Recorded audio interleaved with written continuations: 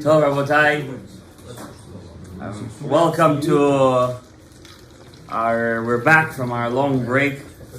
Shiur. Thank you, Avraham.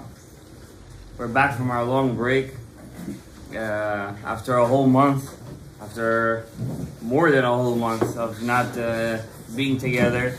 We did give a couple of shiur, Rosh Hashanah and this and that, but still it's not the same as our Monday night shiur. Tonight is Rosh Chodesh, so Hashem treated us when we came back for a shiur on Rosh Chodesh. Chav Tet Tishrei. This morning was the Hilulah of Shimon HaTzadik, the last of the Anshe Knesset HaGedolah. And today is the first day of Rosh Chodesh.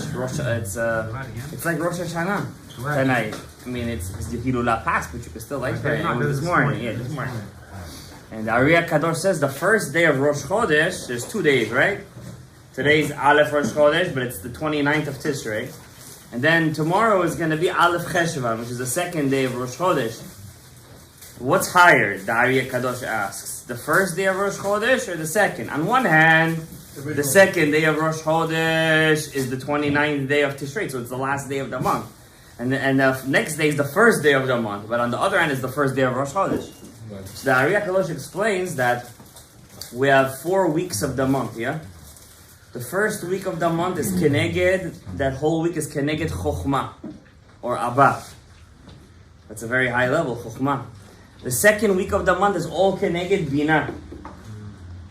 The third week of the month is all Keneged Ze'ir Anpin, which is Chesed until Yesod. And the last week of the month is all the Malchut. But Keter is the first days of Rosh Chodesh. When Rosh Chodesh is 1 day, it gets the whole Keter. But when Rosh Chodesh is 2 days, it gets split into 2. You guys are not familiar with these terms. We're going to learn it this year, Bezrat Hashem. Very high level things. When Hashem created Keter, Keter is really the only thing that the Ein Sof created. Ein Sof is the infinite one himself. He only made Keter. In Keter is like a seed. Keter is a seed. In the seed, in the Keter, is the power of everything. It's the DNA of all the creations of the world. Everything. So Keter made Chokhmah, and Chokhmah made Bina, and Bina made Za, and Za made Malchut. So really, it's all but the only creation there really is that the Ein Sof made was Keter. Because Keter is the seed. It's like he planted the seed, and everything came out from there. Now Keter itself has 2 aspects. I'm going to introduce you to 2 words that you guys never heard before. Maybe you did, I don't know. The first aspect of Keter is its revealed aspect. When it looks down on us, when it shines itself upon us. That aspect of Keter is called Arich. Arich and Pin. Arich. That aspect gets revealed in the Mincha of Shabbat. Every Mincha of Shabbat, whether it's the time of Am Yisrael is in a bad time or a good time, no matter what you do, it gets revealed in Mincha of Shabbat. That aspect is called Arich Anpin. But there's a higher aspect of Keter. Higher. It's much higher than Arich Anpin. It's the inside of the Keter. That's called Atik. Atika Kadisha. Atika Kadisha. That Atika Kadisha is the pnimiyut of Keter. And the Ari teaches us in Kavanot HaRashash, it's brought down, that the only time it's revealed is on the first day of Rosh Chodesh. Every Rosh Chodesh. If Rosh Chodesh is 2 days, it takes 1 day for itself. If it's 1 day together, then the whole thing gets revealed together in that 1 day. But today, right now, I'm just trying to give you guys an introduction how special Rosh Chodesh Cheshvan is, because it almost always has 2 days of Rosh Chodesh. So it always gets a power of Atika Kadisha. Questions for the end of the Shur of Hashem. So that Atika Kadisha that's revealed today has a very special power. Why do we need that power? Cheshvan is a very special month. The month of Cheshvan is the only month that's spelled with 2 vavs. 2 vavs. It's not Chet Shin Vav Nun. It's Chet Shin Vav Vav Nun. That extra vav over there is for a special reason. I'm going to teach it to you guys tonight, Be'ezrat Hashem. I want to start my shiur. First of all, our shiur was sponsored anonymously. First by a guy from Alabama. Yeah, Sweet Home, Alabama.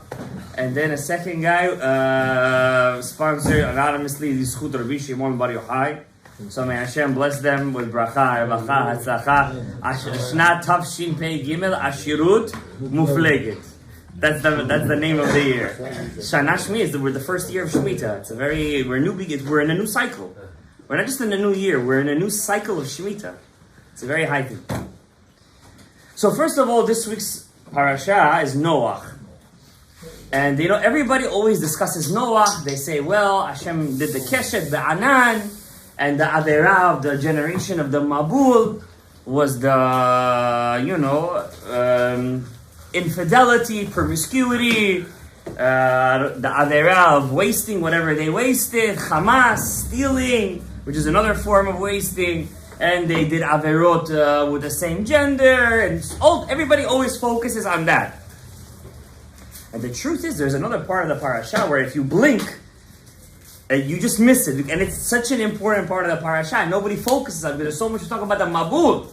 The Zohar itself in Parashat Noach. There's a Zohar in Noach. We read it every morning. It's called Aremit Yadai Bitzlotim. The Ben Ish Chai says whoever reads that every morning opens up Shefa Shal Bracha V'Atzlacha. It's very important to read that every single day. Amar Rabbi Shimon Aremit. It's in every Sidur, every Sephardi Sidur. It's there. You guys just skip it. You guys don't know what you're skipping. After Patach there's a small part called Amar Rabbi Shimon Aremit Yadai Bitzlotim. Ben Ish Chai says to read that every morning, and we do it. Read that every morning, and it's a very important part to read. But that's in Parashat Noach. But there's another part of Parashat Noach that Rabbi Shimon Bar Yochai writes. He talks a lot about why did Hashem have to bring Noach into the Teva? What was the connection that was happening over there when Noach was going inside the Teva? And the Zohar goes into such depth, and just in 2 sentences, because that's not the point of my shiur today. The Zohar says that the whole point of the Jewish person, how do I explain it to you guys in easy terms, is the Magen David. What's the Jewish sign? The Magen David. What is that Magen David? Really, the Magen David didn't look like this. This isn't the original Magen David. The original Magen David, if you could imagine, was actual names of God. One going this way, other one going that way, and it would connect. Now, what's the secret to the Magen David? It's 2 triangles, right? One is going up, one is going down. What are those 2 triangles? The Magen David. And they connect in the middle, right? Those 2 triangles, what does the rabbi always says in the Shim? You have a 3-column system. Chesed, Gevurah, Tiferet. 3 columns. Avraham, Yitzhak, Yaakov. Shimon and Tzaddik, who's your tzaddik this morning. He said the world stands on 3 things. HaTorah, Avodah, and Gemilut Chasadim. 3 things. Rabban Shimon ben Gamliel says, Gabriel, the world stands on 3 things. On the Din, on the Emet, and on the Shalom. Right? 3 things. Always come. What are these 3 things? We have Avraham, Yitzhak, and Yaakov. Chesed, Gevurah, Tiferet. We have Avraham, which represents the right column, Gemilut Chasadim. So you have Chesed over here. That's Avraham. Gemilut Chesed. You have Yitzchak, which represents Gevurah. What's Gevurah? Prayer. It's not strength. It's prayer. Avodah. Yitzchak represents prayer. That's what it is. What's Avodah? It's prayer. So you have Avodah, because what does the Torah call prayer? Avodah. Right? Va'avadetem et Hashem. Serve Hashem. How do you serve Hashem? By praying to Him, by bringing a korban, which is the point of our shiur today, the korbanot that they bring. And then you have on the top, which is the middle column, that's Torah, which is Tiferet. Okay? So the man, his triangle is always pointing up. He's always pointing up, because he gives the zera. The woman's triangle is always pointing down. She represents the next 3 parts. What are they? Netzach, Hod, and Yesod. Right? And when they combine together, those 2 triangles, what do you get?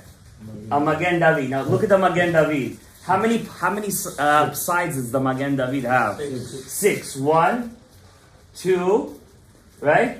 3, 4, 5, and 6. You have 6. Those 6 are the baby that's born. That baby that's born is Zah.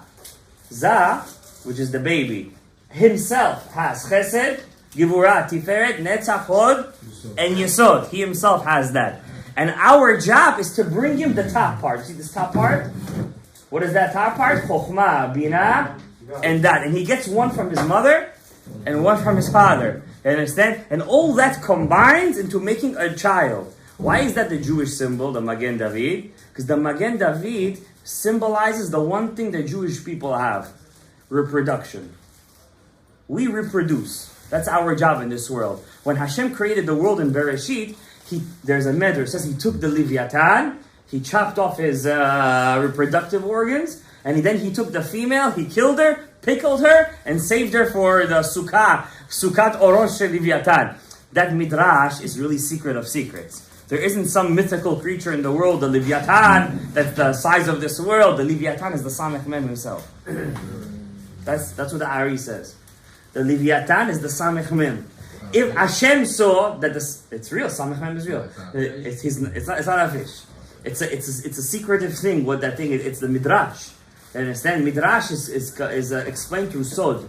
You understand? That Leviathan, that Samech Mem, Hashem saw if he would reproduce with Lamed Yud Tav, what would the world be coming to? It would be over here, Tov Avol v'choshech al pnei tehom. So, why did he make? For a reason, to save it for tzaddikim. So he took that Leviathan, he killed the female, he chopped off the male's thing, and he said, you guys don't reproduce. That Leviathan is the Nachash himself. When he saw Adam and Chava reproducing, he's like, what? I also want that power to reproduce. So he freaked out. Why did he freak out? Not that he wanted Chava. He's a snake.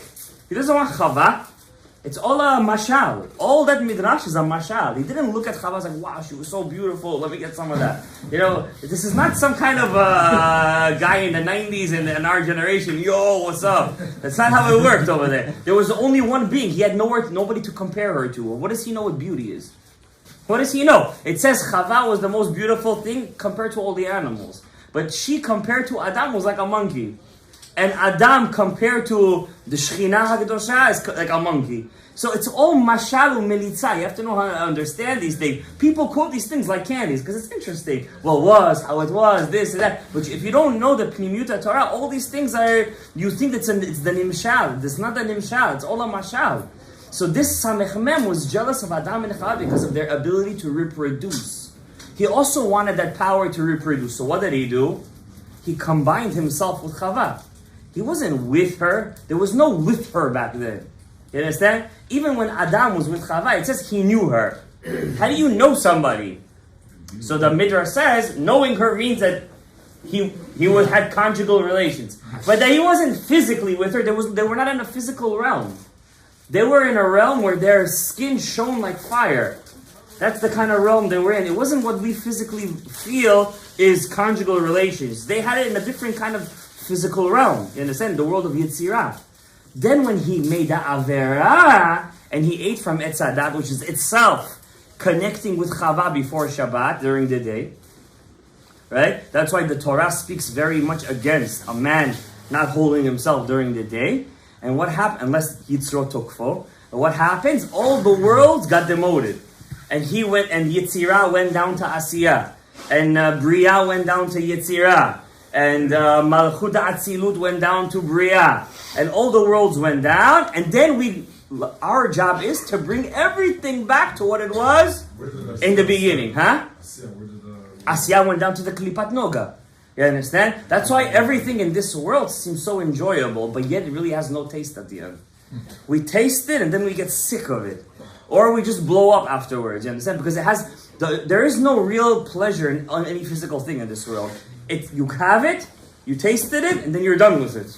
And then you feel, the Gemara says 3 things in this world are like Olam Haba. You want to feel 3 physical things in this world are like Olam Haba? I'll tell you. The first one is Shabbat. Now come on, people over here, I'm sure they're all running to keep Shabbat. We all love Shabbat. Opposite is true. The ones who keep Shabbat, they can't wait to go on there. Now I'm giving them kapazechut over here. I'm just letting you know that it's not what you think it is. Second thing, after Shabbat is a sunny day. I mean, I love sunny days and all, but come on, you're telling me that's like Olam Haba? Is that what it is really? Sunny day? I mean, yeah, if you live in Seattle and you get a sunny day once in 3 months, I could imagine how happy you would be when you get in London. You understand? And what's the third thing? The Gemara says, being able to defecate. That's me'ein olam haba. Those three things. Now just get that through your head for a second. That means the Gemara knew of all the sins in the world, all the things. The Gemara is not going to lie to you. You could right away look at the Gemara and say, Sir Gemara, you're lying. And then we would all take the Gemara and say, listen, let's put this book in the shelf. But the fact is that all the rabbis in the world learned the Gemara. They learned. And they got to a realization that what the Gemara said is true. That every other pleasure in the world starts, it finishes, and it leaves a void. And the Gemara says, how come you don't put in the fourth category of Me'ein Olam Haba, the pleasure of a person having with his spouse? Yeah. And the Gemara says, because it's not a real pleasure. The Gemara says, why? He says, I'll tell you why. The Gemara says, because after you're done, you're weaker than when you began. And when a person is weaker than when he started the pleasure, it means it was a fake pleasure. And the Gemara brings a story to back it up in Masechet Yoma. The Gemara Masechet Yoma says that the Chachamim, Ezra and Nehemiah, Zerubbabel. He's called Nehemiah. In the Tanakh, he's also called Zerubbabel.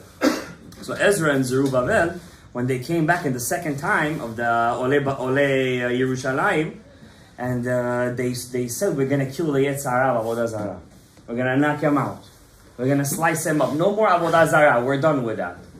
We're done with it. They took the Avodah Zarah, they caught him, they did shchita to him. They killed him. That's why today nobody has the ta'anuk of Avodah Zarah, right? Except if you're in the Israeli army, then you go to the Far East and you get high, then you think you're doing something. That's something else, right? And then the second, like, we already have it was on Rosh Hashanah. It was on Rosh Hashanah this all happened. And then they said, don't ask me how I know. And then they said, we already have an Et Ratzon and Shamayim, let's take the other Avodah Zarah. Let's take the other Yetzer Hara. And they saw him, it was like a small little beast. Like a small doggy. They take him, they caught him, and he started to cry. Because that's all he is, it's a puppy. And they took him and they put khol. Khol is like makeup, eyeliner. Back then the eyeliner was made out of thicker stuff. And they just closed his eyes. Like this, just closed his eyes. The Gemara doesn't exaggerate. The Gemara says, the next day they couldn't find an egg in Eretz Yisrael. A chicken wouldn't lay an egg. That means without the Yetzer Hara, they just blinded him. Even a rooster, which is why did Gemara say a chicken wouldn't lay an egg? Say a dog didn't lay a puppy. Say, I don't know, something else. Why a chicken? Because the Gemara says the rooster is the most active animal, right? He has a lot of hens around him. And he's a gever, that's why he's called a gever, right? He's not mitgaber ala yetzer, right? You're the gever, you're supposed to be a gever, mitgaber ala yetzer. So what happened was, the Gemara brings an example from the most busy animal. It says over there, even a rooster wouldn't come next to a hen. Wow. Just by blinding him. So what did they do? Then they ended up just blinding one eye. That's it. They made a pshara. They just blinded one eye. And the Gemara says, I don't remember where, I think Rabbi Yehuda says this, that even when Mashiach comes, even then that Yetzer Hara won't be destroyed completely. Even then, it won't be destroyed. Hashem will still leave a little bit of him left. What does that mean? He's going to blind half of the other eye. I have no idea what's the mashal over here. But why do we need that Yetzer Hara when Mashiach comes? We have to have children. We need to have children. This is also a disproof to all those people who say there will be no Yetzer Hara when Mashiach comes. Of course, there's a Yetzer Hara. It's on a different level that you perceive right now. Of course, there's a small Yetzer Hara. That's how you're going to reproduce back then. The power to reproduce it needs a little bit, it needs a little push. And that's also a deeper secret. How come the Zohar writes, it disagrees with the Gemara? The Gemara writes, Cain and Hevel were born before the sin. But the Zohar says, no, Cain and Hevel were born after. So the deeper meaning to that is because Kabutabi, Adam and Chava needed the Zohamat HaNachash to reproduce. That means they needed to include in themselves all aspects of the Bria. And that's why Adam HaRishon sang that song to Hashem. He said to him, El Nora Alila. What song do we sing at the end of El Nora? That song is a very deep song. You know what we're basically saying to Hashem? It's like, Hashem, you know what's going to happen at the end. You know what we need. We know we needed to break to be rebuilt. So at the end of the day, judge us favorably. Because you know the game. You know how it's going to play out at the end. It's a very deep concept. Not everybody can understand or comprehend that concept. How could we say, Hakol tzafui, everything is seen, Beresheet netuna, but yet we have free will? How do we make sense of that sentence? It's in Pirkei Avot. I'm not telling you a Zohar here or something. It's a Pirkei Avot. Hakol tzafui, everything is seen, Beresheet netuna, but we still have free will. The fifth Rebbe of Chabad, the Rebbe Rashav, says that's the power of the infinite. At the end of the day, there's no philosophical answer to this. That's the power of the Ein Sof. The Ein Sof's power is the ability to create a paradox, a Pandora's box. The ability to create two opposites that can coexist. And that's the secret of reproduction. Because look at the reproduction. Look at the Magen David. It's two opposite powers that need to combine. And that's why the whole Torah is just based on one thing. Adam finds Chava, Cain kills Hevel over the twin sister, Avram and Sarai fighting for a kid, Yitzchak and Rivka are crying for a baby, Yaakov fights to have 12 children, Yosef gets Osnat at the end of the 12 years. It's all basically a shidduch story. At the end of the day, Osnat was Yosef's wife. Right? When did he get Osnat? In Egypt. After that means, at the end of the day, he had to be in Egypt to find his Badzu. And then Yaakov told him, are you real or are you fake? And then he shows him the Ketuvah, whatever that means. What was the Ketuvah back then? And then the next story, Shemot. Moshe, the Torah starts Shemot how? Moshe is going to find his wife. That's the whole thing. It's everything. And at the end of the whole Torah ends up with that too. Yoshua is not married. Then the book of Yoshua starts off with what? He finds his shidduch. Where in Yericho? So the whole thing is just about how do Jews reproduce. Because the power of Pru or Vu is the first mitzvah in the Torah. And it's the first mitzvah is always what? It's the Keter. It's the Keter. Because the number one is Keter. It's Keter. The power, now in Torah itself, there's the power of reproduction too. In Torah itself. How? When you do Chidushei Torah. When a person, you ever see a guy learning math and suddenly he's making a chidush out of the math? You understand? Or in the thing, how does all science work? It's an experiment. You make a mistake, it's a trial and error, right? That's what science is, trial and error. Hypothesis, theories, this, that. You understand? Whatever is a fact is a fact. You're never going to change the fact. Torah is not like that. You learn Torah, suddenly you see your mind is opening up to new chidushim. Suddenly a new book is being written. Suddenly the Zohar, suddenly Rabbi Shimon, suddenly this, suddenly that. Your mind is like a tree. The Jewish mind is like a tree. That's why Goyim can't learn Torah. They're not allowed to learn Torah. They're not allowed to. Why? When they learn Torah, they're like a etz yavish. They see the Torah as a book of stories. You understand? But the Jew sees the Torah as life. It's life for him. And when a Goy sees the Torah and he also wants to feel that, it means he has a nitzotz. Is a nitzotz in him. How he uses that nitzotz is up to him. And sometimes he uses it not for the right things, you understand? Sometimes he hides it. Some Gerim are really Jews, by the way. Like Shmaya V'Avtalion says, the Ari HaKadosh, they were really Jews. But they had to come in the form of Goyim. Also, Rabbi Akiva's parents had to come in the form of Goyim and then convert for some reason that the Ari explains. But I want to get into the month of Cheshvan before we're going to talk about my point over here. Was to talk about the korbanot, because after we talk about Adam, Cain, Hevel, you see that Cain brings a korban.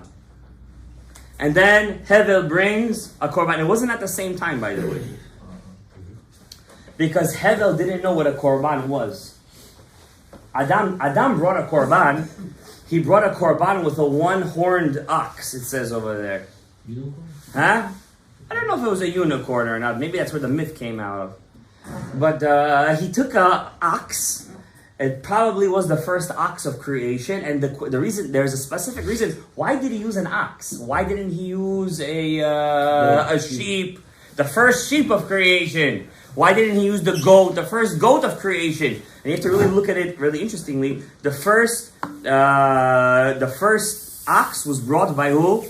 By who? Adam. The first ram of creation, the ram, by who? Avraham and Yitzchak. The first sheep was brought by who? Huh? It doesn't say what they brought. Where in the Torah it says where they brought a sheep the first time. Korban Pesach. The first goat was brought by who? Aharon HaKohen in the Yom Kippur. And all four things have a reason why they were brought down those 4 times. You understand? We don't know what Hevel is. Hevel brought cattle. He brought not the cattle, he brought the son, whatever he brought over there. It doesn't say what he brought. You understand? It says son. He took the choicest of his flock and he brought it. You understand? Hevel made a big Avera. We're going to discuss today what his Avera was exactly. People think they understand the Medrash wrong, says the Ari. The Ari explains what his real Avera was. But here's the big question for you guys. It says over here that Hevel brings a korban after Cain. After him, not at the same time. Whatever Rav Miller explains, Cain came with a crazy idea. Because Adam didn't teach him this.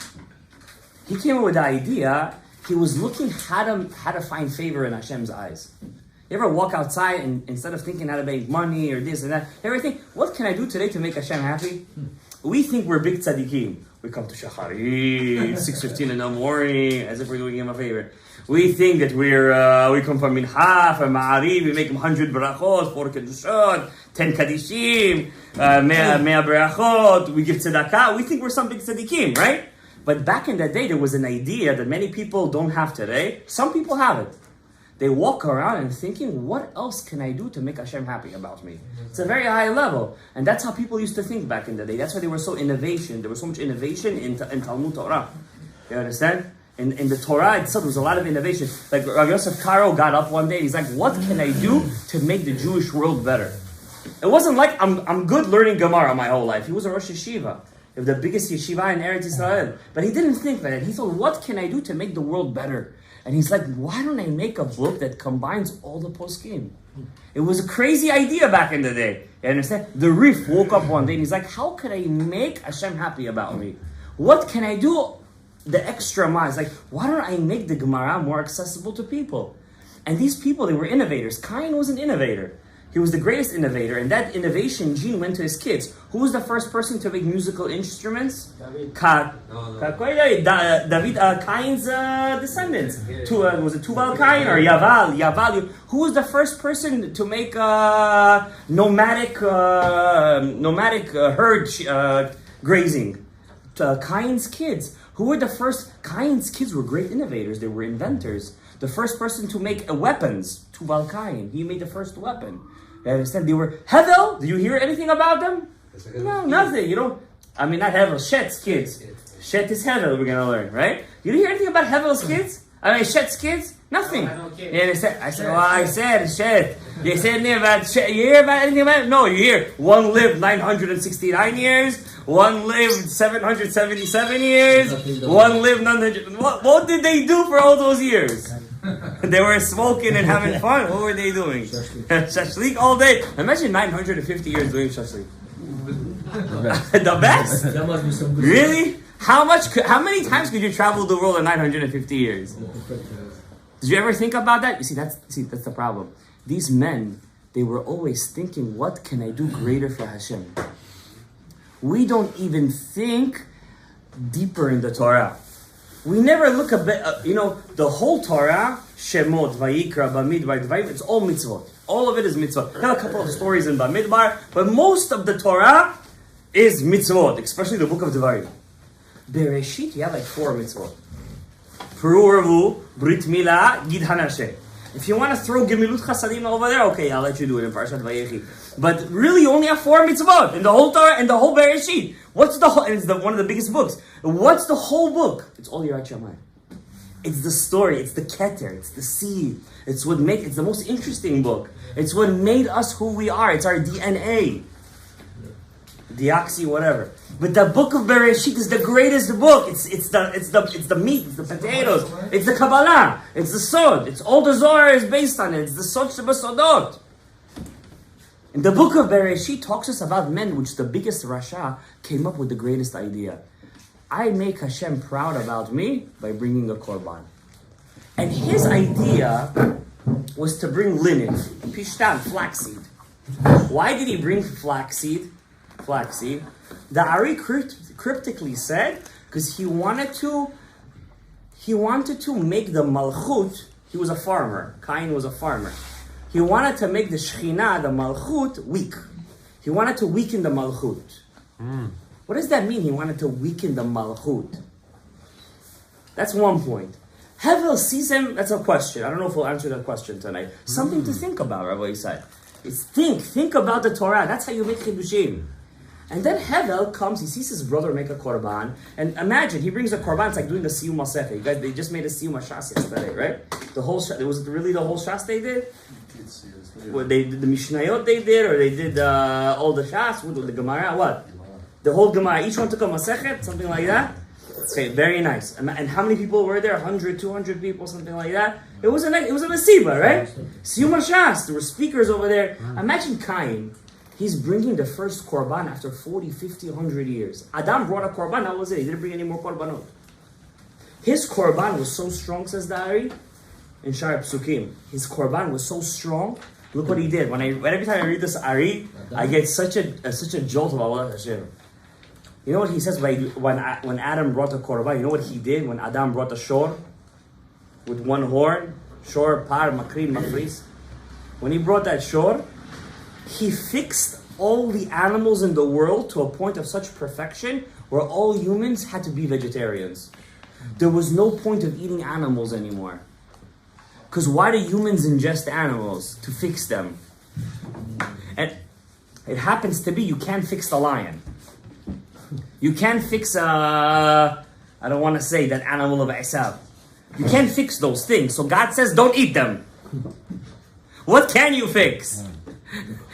A sheep, a goat, kosher animals, kosher fish. That's what you could fix. Adam's korban was such an amazing korban. Imagine the kedusha behind it. That he was able to fix. Says the Ari, all the animals of the world were fixed. There was no point of eating. They were all vegetarians. Mamash, they were vegetarian. Not because they wanted to be vegetarian. They were forced to be. It was because they didn't need to eat animals. They saw an animal. They saw a living being. No animal attacked a human. They were all fixed. Every human had a tselem Elokim. Even after Adam made the sin in Etzalat, all the animals were fixed.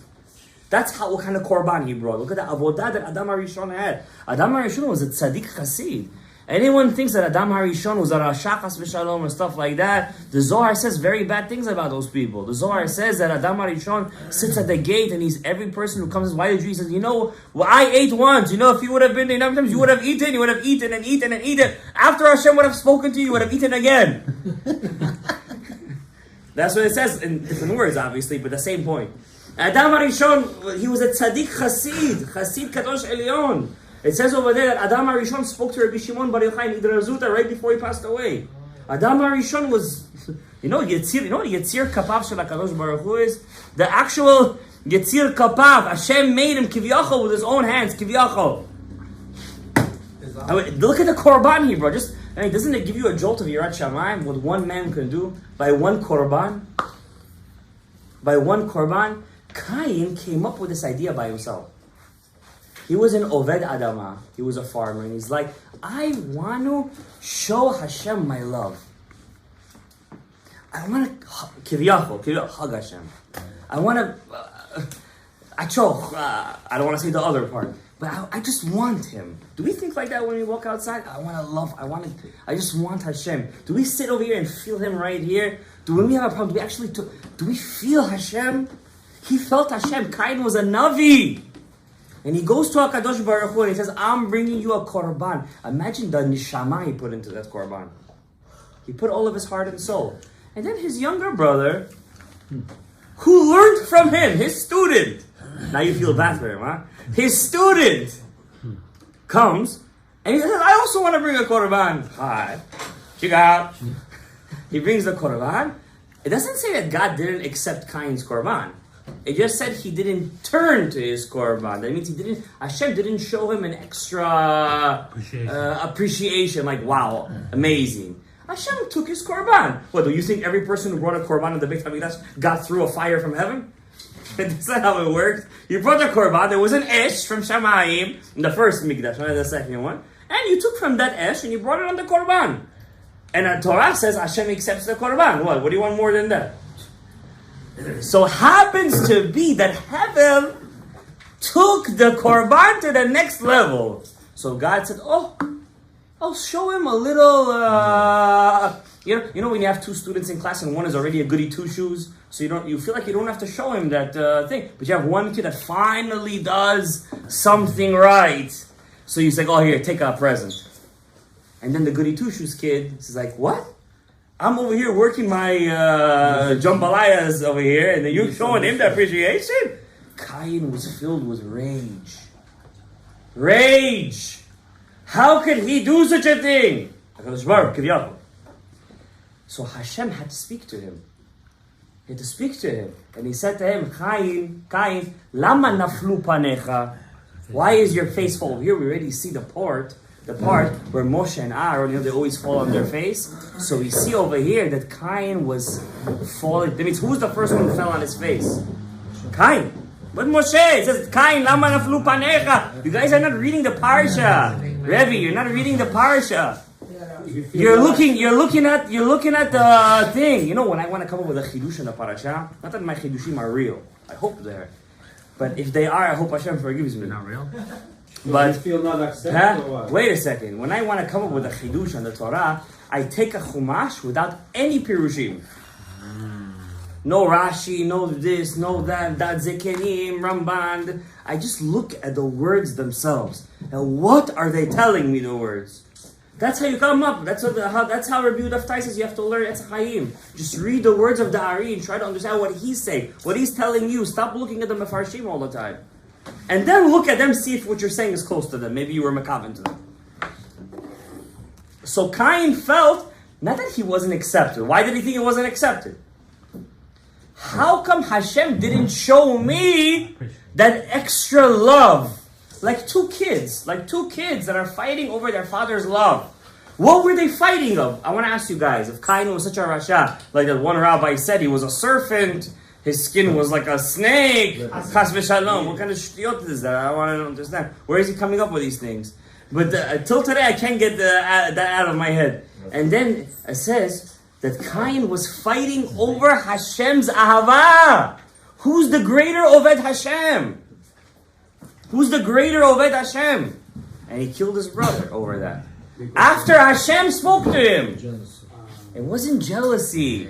You guys are looking at it like a first grader. It wasn't jealousy. It was more than jealousy. It was a thirst. It was an obsession. It was Cain's obsession with Hevel's. And Hashem allowed Cain to kill Hevel.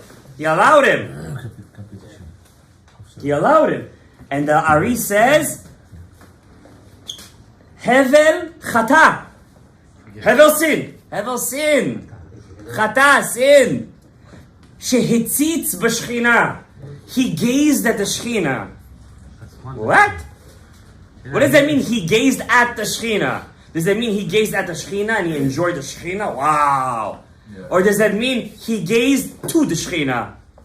Now we're thinking a step more. Was it just some kind of pleasurable thing? Like, whoa, I'm getting a blast of prophecy right now. No, says the Ari. If you learn it like that, you're still learning it like that first grader who learns the Midrash. And you'll always read it the same way. The Ben Ish Chai says, those people who read Zohar their whole life and they're just reading. They're 50 years reading the same Zohar, 50 years with the same understanding of it. You're not going to get anywhere like that. Think, reproduce, mechadesh in your mind something. Reproduce in your brain a chidush. Try to see the deeper. Look for the mefarshim. He didn't gaze at the Shechina. He gazed to the Shechina. I'm going to explain that hopefully in a minute. Then, it says over here something interesting. It says after he gazed at the Shechina, Hashem allowed Cain to kill his brother. Because he made an Averah, and you have to pay the piper. You got to pay for it. And he killed him very brutally. He stabbed him all over with a rock. He brutally murdered him. He didn't know where it was coming. Midrash, he didn't know where the lifeblood came out of. Until he reached. That means murder was not something that it was an animal, not even animalistic. Even animals wouldn't murder back then. So Hashem, you understand? Huh? So you're trying to say Hashem approved Cain's killing, yeah. So why? Hevel chayav mita. So then why did Hashem ask, where is your brother? And then he goes, where are my his people? Cain according to some midrashim, was the first man to do teshuvah. First man to do teshuvah. Adam? Huh? Not Adam. Cain. According to, I said to some midrashim. But I'm going to tell you, leave Cain alone for a second. We're getting too into Cain. Because Cain is a very emotional story. But where our shiur here is about Hevel and Noach. It's not about Cain. I'm going to tell you another crazy thing that Ari Kadosh says. Chidush, you guys never learned this before, for sure. If you did, I apologize. Not only did Hevel look at the Shekhinah, Adam gam chata she'etzitz b'shechina. Adam also sinned, and he also gazed at the Shekhinah. Adam gazed at the Shekhinah too. When did he gaze at the Shekhinah? When he brought his korban. Cain didn't gaze at the Shekhinah. He didn't sin be'inayim. He sinned b'maaseh. B'maaseh. Hevel's sin was higher. It was b'machshava. Adam's sin was higher than Cain's. It was b'machshava. Cain's sin was b'maaseh. That's why David HaMelech, who's Mishoresh Cain, David is Mishoresh Cain. We learned this before. When David sinned, David HaMelech sinned, when he saw Bathsheba, it doesn't say that the Navi reprimanded him for looking at Bathsheba. He reprimanded him for causing Uriah's death because he took Bathsheba. That means Hashem reprimanded him for the action. As if the chet of the Einayim wasn't connected to David's shorish at all. But it's connected more to Hevel's shorish, the chet of the ayin.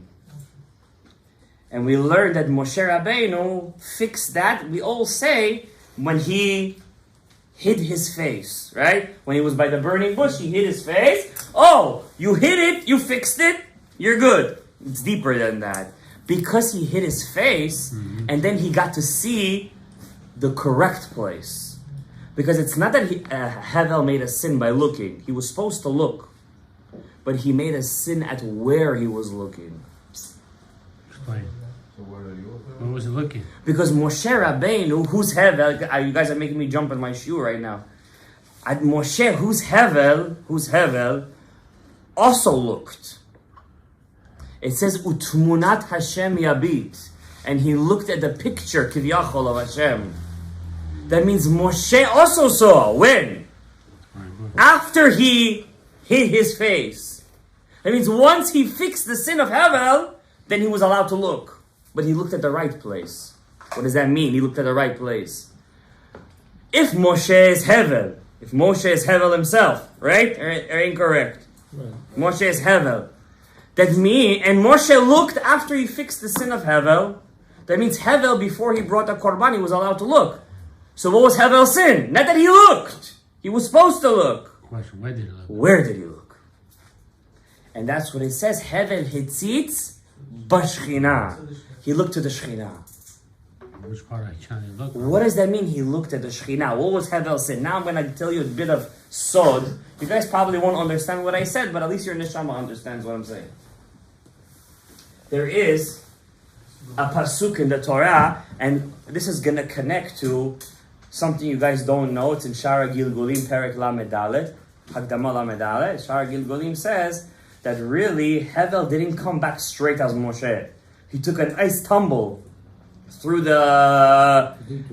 nice detour through history till he got to Moshe.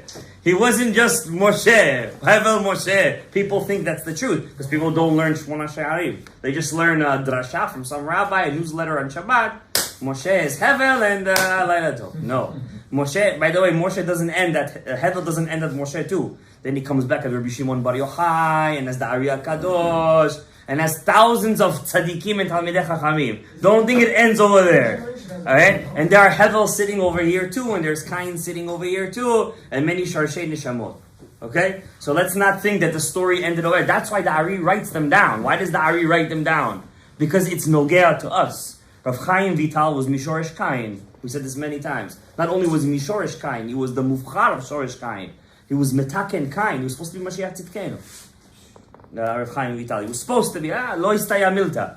Lo yistaya milta. Anyways, I want to say something. What was I going to say? What did he look at? Why does he say he looked at the Shekhinah Garia? It's not a shiur on Sigulot. But it's deeper than that. It's Torah. Sigulot is also Torah. So it says over here, it says in the Pasuk, Vayisha Hashem el Hevel ve'el minchato. Look at the Pasuk. Vayisha, I'm writing it down, Vayisha, with these pens today, Vayisha Hashem el Hevel ve'el minchato. First of all, very interesting. The El is not interesting here. Actually, you just got a chidush in my head. The word Vayisha. Say Vayifne and he turned to him. Say Vayistakel el Hevel. He saw Hevel. What's Vayisha? And he turned to Hevel. And he kind of heard his salvation, like Vayosha Hashem. The word is kind of out of place. That's number one. The first word over here is an anomaly. And then it says El Minchato. Why does he call his korban a mincha? Did he bring a mincha? Anybody here who knows Sefer Vayikra? What's a mincha? Rabbi Asher, please help me out here. What's a mincha? Flour. A flour korban. Whose korban was the flour mincha? Cain's. He brought the flax seeds. Hevel brought the beef. Yeah, he brought the veal. He brought the beef. If he brought beef, I don't know what he brought. So no, it says over there. Some kind of sheep. I don't know what he brought. Why does he call it a mincha? Says the Ari. Hevel is Moshe. Yeah, Hakol Tov Yafeh. But to get to Moshe, remember I told you both of them looked at the Shekhinah, Adam and Hevel. You see, the exact position you were in the beginning of creation, in your first Gilgul, that's the exact position you're going to be again when you're going to get to that scenario again to fix that tikkun. So Adam and Hevel both have to come back together. But not just come back together, they have to come back as father and son. They do come back as Noach, but not Adam. Only Hevel comes back as Noach. Who comes back as Adam and Hevel? That spark that fixed this Avera. Huh? Avram and Moshe? No. David and son. Amram was Ziarai. Amram, it doesn't say Ziarai La, but you could. Abraham and Yitzhak. Abraham and Yitzhak. Wow. You see what happens when you learn Masachet Midot early in the morning?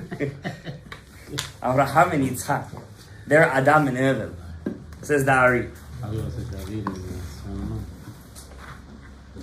Yeah, give him a nice head rub.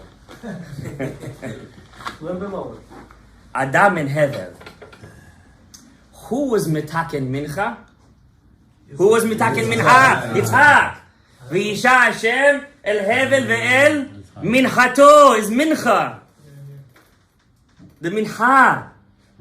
The tefillah. Yitzhak didn't bring a korban. Maybe he did some other part of his life. But what was his tefillah? What was his chidush? Mincha. Because tefillah bimkom korban. Tefillah bimkom korban. El minchato. How do we know, says Dari, what's the allusion to the fact that Hevel is Yitzchak? How old was Hevel was Yitzchak when he brought the korban, when he was brought to 37 years old?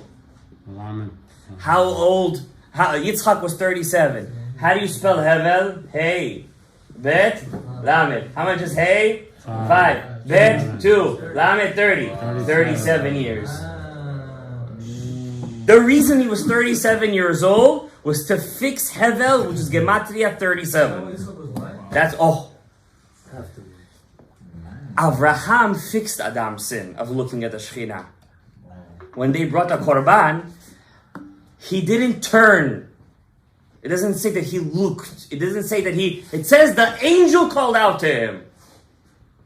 To Adam, to Avraham, which is Adam. That's why it says, and he went with Yitzchak Beno. That means the same father and son are walking together again. To the same path. And Yitzchak does mess up again. But he did it out of love. He didn't do it out of bringing. He was the korban this time. So Hashem said, I'm going to wait to give him the Yisurim. I'm going to wait till he gets old. He's going to get blind. Because you saw, now you're not going to see. That's Yitzchak. Yitzchak is heaven.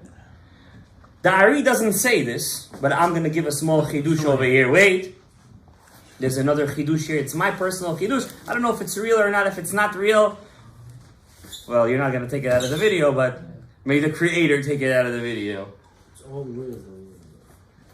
There is another mitzvah that equals 37. And it's done in the morning.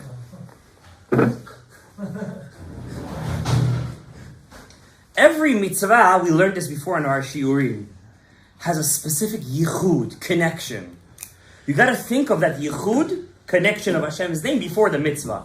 You have 4. What are they? Tefillin, talit, first talit, tefillin, shema, and tefillah. Remember we learned the 4 yichudim? Tefillin is what?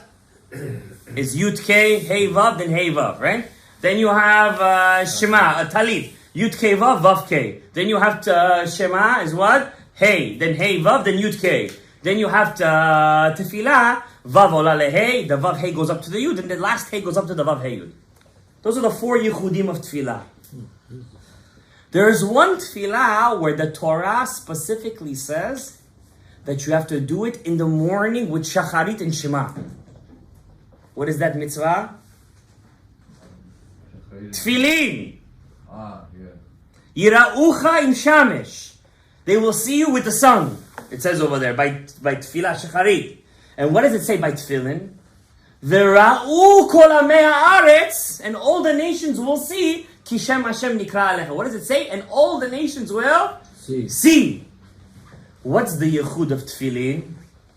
The Ari says the yichud of Tefillin equals the milui of Shem Sag. You have Shem Sag. What's Shem? It's Av Sag Ma Ben. Right? We all learned it many times. You guys should know this in your sleep already. What's Shem Sag? You have Yud K Vav K, right? Yud K Vav K. Let's fill out the words. Yud Vav Dalet. K Yud Vav is Aleph Vav. And the last K is K, Yud. So the milui is Vav Daled Yud, Aleph Vav Yud. So the yichud of Tefillin equals the milui of Shem Sag. 63. Now 63 is the whole thing. All right. Do 63 minus 26, what do you get? 37. That's why by Tefillin specifically it says, V'ra'u kol amei haaretz. And all the nations will what? See. Ki shem Hashem nikra elecha. Because the tikkun of the seeing of heaven, but pratut is in the midst of tefillin.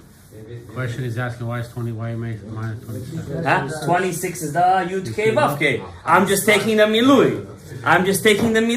How's Sag connected to Tefillin? The yichud of tefillin, which is the yichud of tefillin, which is Hey Vav Yud K, Hey Vav then Yud K equals the milui of Shem Sag. Understand? And that, by Tefillin, it specifically says, and they will see you. And it also equals, says Dari Hevel. But it doesn't explain what is Hevel doing over here.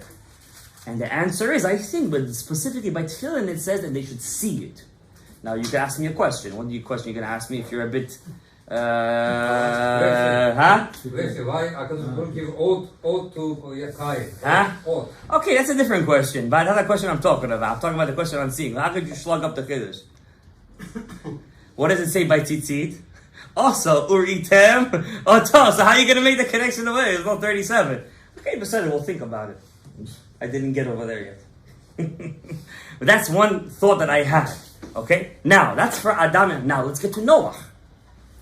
It says by Noach, it says in Hagdama Lamedad of Shalar Gilgulim, Hagdama Lamedaled, it says over here, Ki Hevel,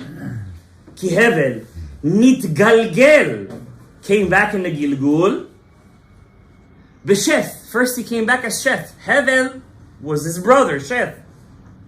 Ve'achar kach ba b'Noach, he was also Noach, Hevel was Noach.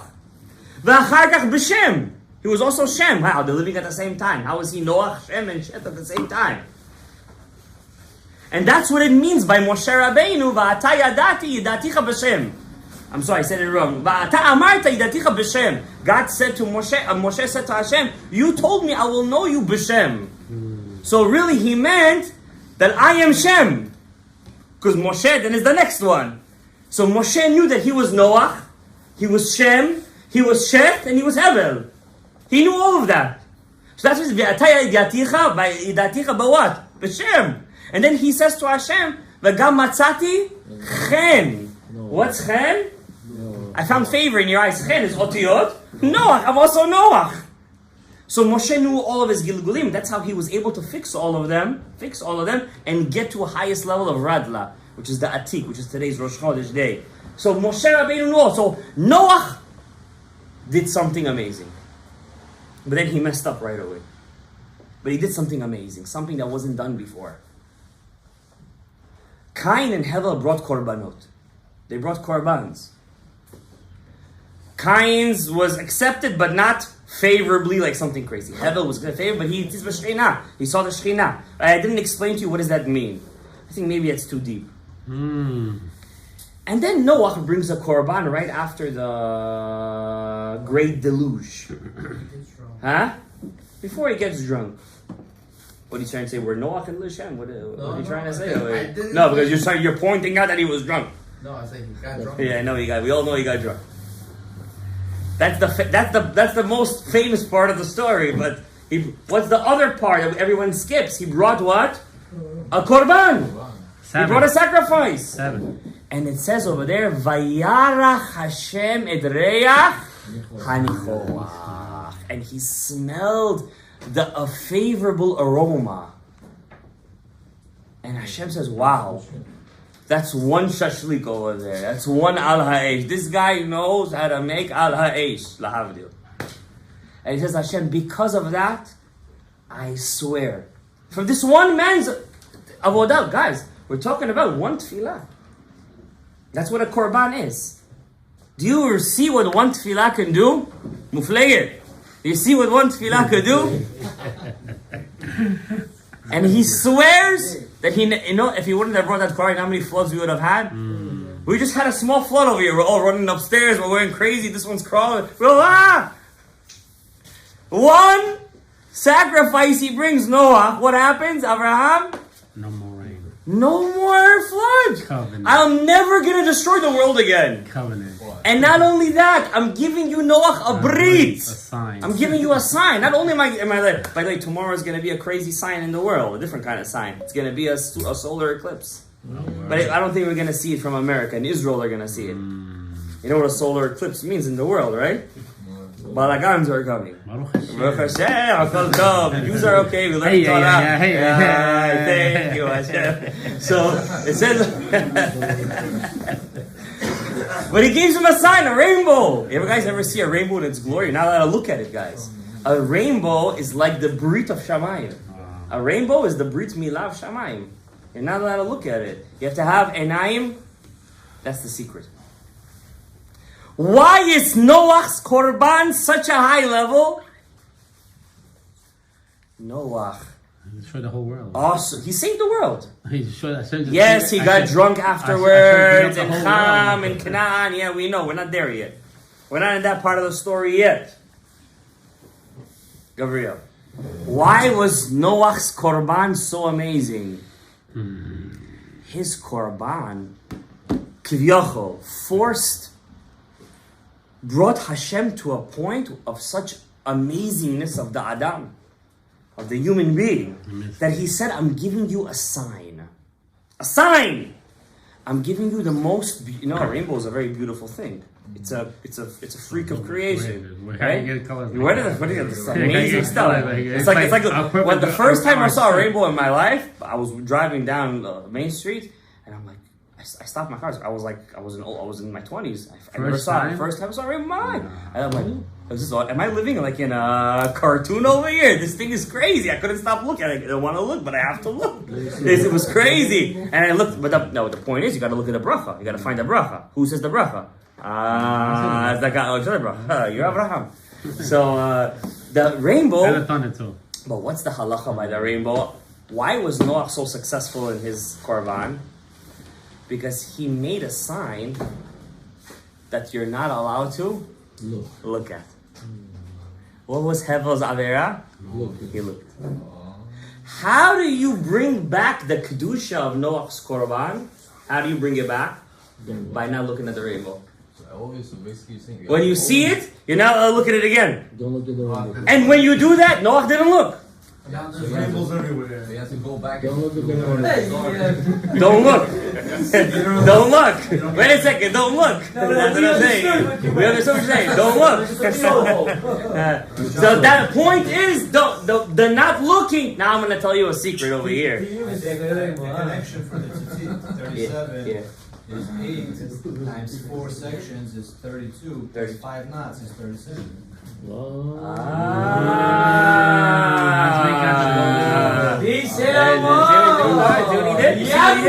see what he did? You see what he did? He didn't hear it. 8 times 4. Everything has 4, right? 8 times 4, right? There's 8 on every single side. There's 8 on every single side, right? Oh yeah. The strings, 8 And times there's 4, five- and there's 5 five knots, knots. 37. You see what he just did over there? He was mechazik the chiddush. You should He was mechazik. That's why he says uri'item oto. Wow, nice. Very good. You get a star. Well, I'm gonna repeat it 3 times over here. You get a star. You get a What's the French fry. connection of heaven? He said uritem. We said, we left it with a question mark. He said, what? There's a connection is right there. There's 8 strings and 5 knots. 8 times 4 is 32, and the 5 knots themselves is 37. Heaven. You have heaven right there. What more you want? Very nice. You need to look at all 4. You have to look. We look at all 4 when we say Vayomer. We look at all 4 over here, like the Ariya Kadosh. Anyways, I want to tell you how do we connect to this. An amazing Gemara. I was thinking of this Gemara in the middle of Sukkot. Sukkot is a very tough holiday. Very tough holiday. Why? You know that there is simcha going around, but yet you can't feel it. Everybody's besimcha, but yet you feel like you're the only one not besimcha. And it's a tough holiday because it's the one holiday where the Torah specifically says v'samachta. Yeah, we learned in all the other ones too, but it's bidrasha. But this is the one where it says mamish v'samachta. It's chag simchateinu. That's what it says. Yes, we know, Abraham.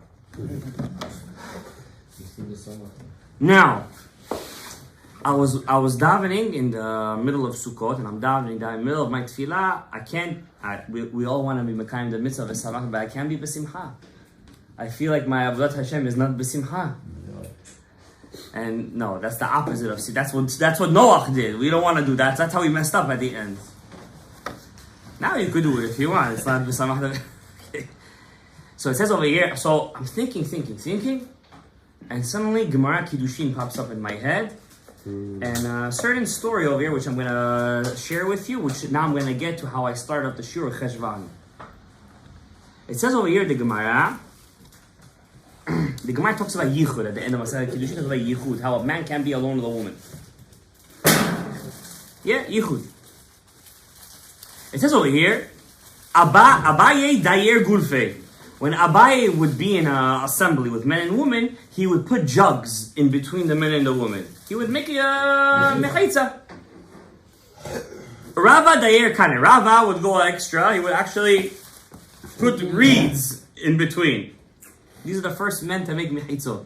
So if you want to know what they made for Parnasah, besides for writing the Gemara, they made mechitzot.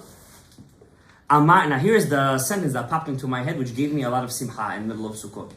This saved my simcha Torah. This sentence. Amar Avin. Avin said, now Avin, if you guys don't know the Gemara, but Avin, he was a very big Amora, and he was very big in Chinuch Yeladim. And he used to light a lot of Shabbat candles. And he was Zocher for Banim, Talmidei Chachamim Tzadikim Gedolim Meod. One of them was Rav Chia bar Avin. Rav Chia bar Avin was called Arish B'Chabura. When they used to learn Torah with him, they knew the lion was in the room. Avin, but his father, Avin, said, Sakva deshata rigla. That's nice. Sakva deshata rigla. What does that mean? The sore spot of the year. What's the sorest spot of the year? What's this part of the year that's the most, I don't want to say, the sore spot? Rigla, the regel. Which regel? The Shalosh Regalim. Specifically Pesach and Sukkot. So sure. The part of the year which unfortunately happens a lot of Averot, says Avin, is Pesach and Sukkot. Now let's look what the Tosfot say. We're all going to learn the Tosfot together. Tosfot says, he explains it, Ri'u'ah shel yamot hashana le'ichud ve'la'avera. The sore spot of the year for Averot and Yichud. Kilomar, it is to say, Yemot haregel, is the days of the holidays. Sheyesh kvutzat anashim v'nashim, that come a lot of men and women together, and they're all dressed nicely, and they smell good, and everyone's looking at each other. He says, Lishmoa hadrasha. They all come to hear the drasha. I don't think, maybe that are days too in some places like that. V'notnim ayin al zeh ve'al zeh. And each one ruins, he ruins the Re'iyah, Os Hevel's Avera, Hitzitz b'shechina. Ayin b'ayin. Notnim ayin b'ayin. V'yesh omrim, says the Tosfot. This is for you, Gabriel. V'yesh omrim, there are those that say, Lachen nahagnu, we have the minhag lehit'anot bahab, to have the ta'anit of behab, Monday, Thursday, Monday, la'achar Pesach ve'la'achar Sukkot. After Pesach ve'la'achar Sukkot. That means 2 months of the year, some people have a minhag, it's brought out in the Shulchan Aruch.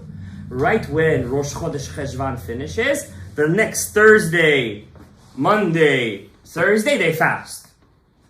Why? Because the Taken, Avon, Pegam Hari'iyah, hopefully it's just that happened on the Regel. And when people had the most minhag to do it in Cheshvan. Cheshvan is a very powerful month. Very powerful month. Victor Miller calls it the month of Avodah. You have no holidays. You have no things going. It's cold outside. It's starting to get cold. People are bundling up. Tefillah. Everybody's praying nets. Tefillah is late. Everybody's tzadikim. Everybody's kiddushim. Everybody's going back to work. Work is good for you. It keeps the mind busy. You're going to work, you come home, you're tired, you go to sleep, you come again for shacharit, mincha, arvi, avodah, shiurim, back to Talmud Torah.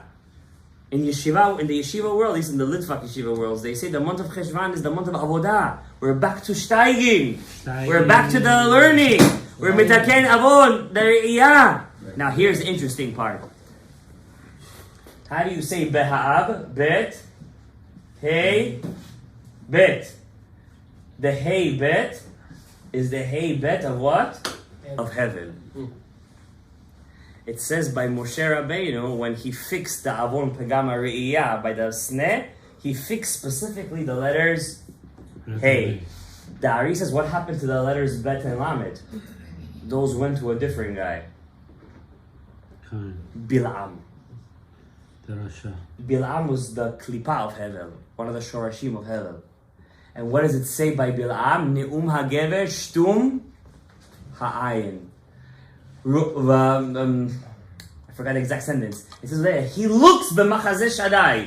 He looks at the place he's not supposed to look. Because he was trying to be, he's making the abayot. And what 2 letters? Moshe wasn't metaken the bet lamed of Hevel. He was only metaken the hey of Hevel. Moshe shet Hevel. What happened to the bet lamed? You know how we metaken that? Number 1, you have to be metaken the regel, which is behab, hey, bet. At least we got the bet over there. Second, what's the first letter of Torah? Beresheet. Last letter of Torah? Lamed. That's the bet lamed of heaven. Who brought the Torah down? Moshe. How do we fix the last 2 letters? By learning Torah in the month of Cheshvan. Baruch Adonai le'olam. Amen ve'amen. Rabbi Hanan ben Agashia Omer. Ratzah HaKadosh Baruch Hu lezakot. Et Torah Cheshvan, Torah Cheshvan, Torah Chafetz.